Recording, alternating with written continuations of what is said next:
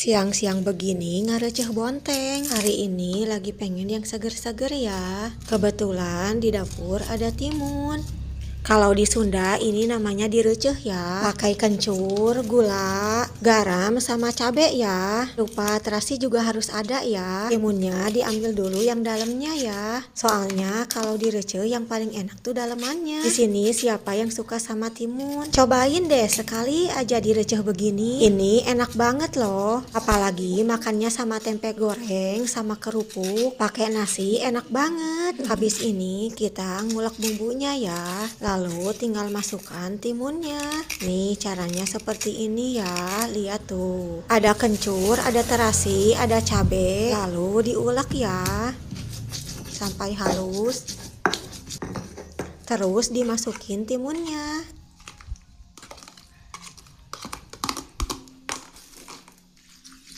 Diulek lagi sampai kecampur rata sama timunnya ya.